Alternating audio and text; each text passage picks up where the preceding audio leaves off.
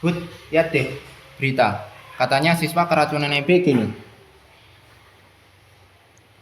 Waduh, yang benar nih MBG bikin keracunan. Iya nih, parah banget. Sebarin yuk, biar orang lain tahu. Ayo, ayo.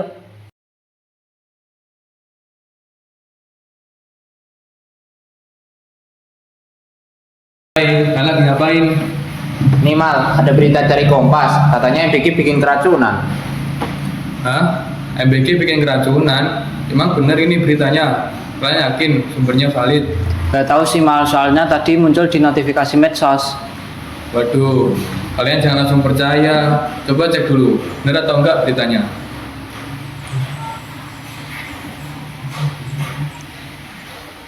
Waduh, ternyata beritanya hoak Mal.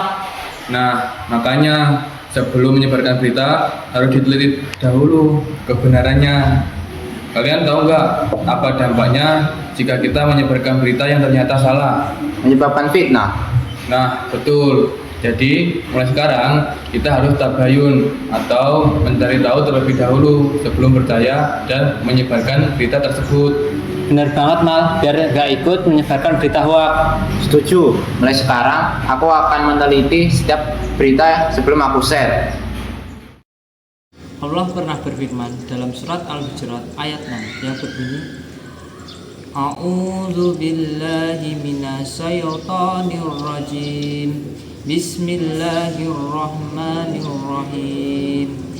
Ya ayyuhalladzina amanu in ja'akum fasiqun binaba'in فتبينوا أن تصيبوا قوما بجهالة فتصبحوا على ما فعلتم نادمين. Sadaqallahul Azim. Yang artinya, wahai orang-orang yang beriman, jika seorang fasik datang kepadamu membawa berita penting, maka telitilah kebenarannya agar kamu tidak mencelakakan suatu kaum karena ketidaktahuanmu yang menyebabkan kamu menyesali perbuatanmu itu.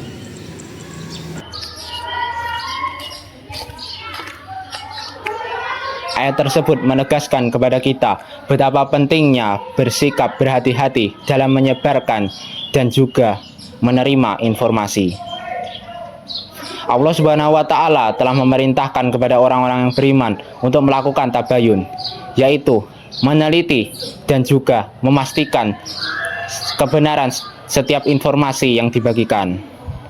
Hal ini bertujuan agar kita tidak terjebak dalam penyesalan dan juga kesalahan, seperti menuduh ataupun mencemarkan nama baik seseorang tanpa bukti yang benar. Dalam konteks ini, ayat ini sangat relevan di tengah maraknya penyebaran hoax, gosip, dan juga fitnah di media sosial.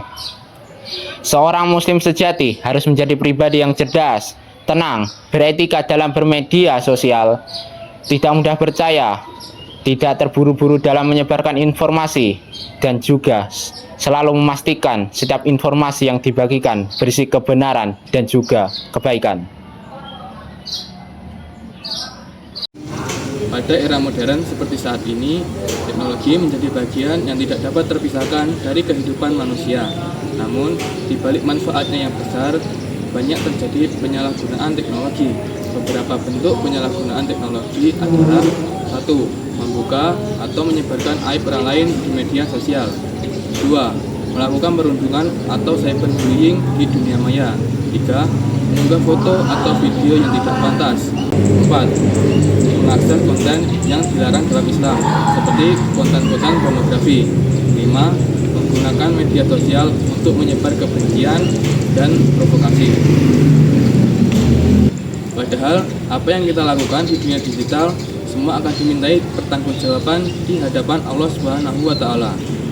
Sebagai generasi muda, kita harus bisa menggunakan teknologi dengan cerdas dan berakhlak.